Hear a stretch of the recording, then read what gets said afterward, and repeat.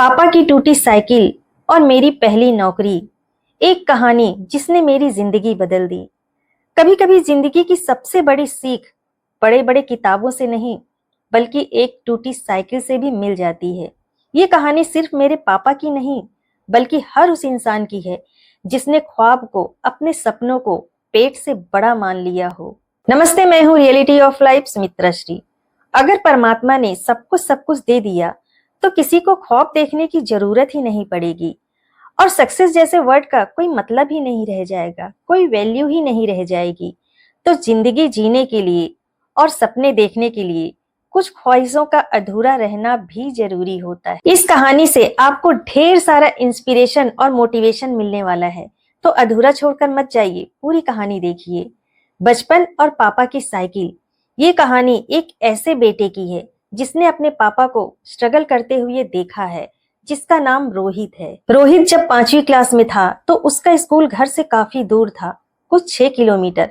लेकिन पापा अपनी टूटी और जंग खाई साइकिल में उसे छोड़ने आते थे। रोज सुबह ये साइकिल चू चू की आवाज करती और लोग हंसते और कहते, तेरे पापा अभी भी इसी खटारा पे आते हैं। उसे शर्म आती थी और वो नीचे देखता था। एक दिन पापा की चप्पल टूट गई और पापा नंगे पैर साइकिल चला रहे थे।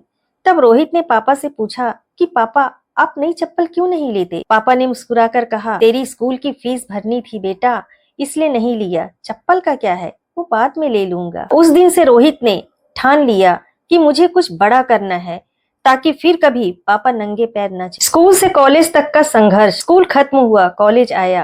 पापा अब भी उसी साइकिल से सब्जी मंडी जाते थे। कई बार उन्होंने रोहित को किताबें खरीदने के लिए अपना लंच छोड़ दिया। दोस्त जब बाइक से घूमने जाते तब रोहित लाइब्रेरी में बैठा रहता, क्योंकि उसे याद था वो टूटी साइकिल, वो फटी चप्पल और पापा की वो मुस्कान। एक दिन कॉलेज में इंटरव्यू था और पापा ने पुरानी शर्ट इस्त्री की और उसी पुरानी साइकिल से बेटे को 10 किलोमीटर दूर ले गए। तेज धूप थी, रास्ता उबड़ खाबड़, लेकिन पापा की हिम्मत एकदम सीधी थी। उन्होंने कहा, बेटा, इंटरव्यू में बस दिल से बोलना, बाकी सब ऊपर वाला देख लेगा। नौकरी और पहला इनाम। इंटरव्यू अच्छा गया, रोहित को पहली नौकरी मिली। पहले महीने की पहली सैलरी से रोहित ने क्या किया होगा, सोचो, गेस कीजिए। ना फोन खरीदा और ना ही दोस्तों को पार्टी दी।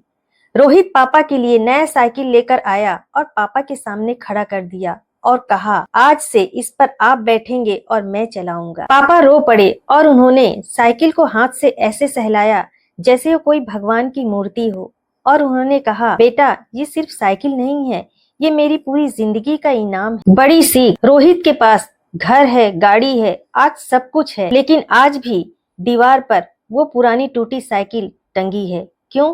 क्योंकि वो हर दिन उसे याद दिलाती है कि आज तू जो कुछ भी है, इसी टूटी साइकिल की वजह से। कभी अपने बीते संघर्ष को मत भूलो, क्योंकि आज जो तुम्हारे पास है, कल किसी की कुर्बानी से आया है। अगर आप भी अपने पापा के लिए सोचते हैं, आपके लिए उन्होंने कितना कुछ सहा होगा, तो एक काम जरूर कीजिए, अपनी कमाई का पहला हिस्सा उनकी ख्वाहिश पूरी करने में लगाइए। क्योंकि वो भगवान से कुछ नहीं मांगते, लेकिन भगवान उनके जैसा कोई और बना भी नहीं पाया। ये कहानी सिर्फ रोहित की ही नहीं है, बल्कि हर उस बेटे और बेटी की है जिसने अपने माँ बाप की थकती आंखों में सपने देखे हैं। ये कहानी बहुत छोटी सी थी, लेकिन सीख बहुत बड़ी है।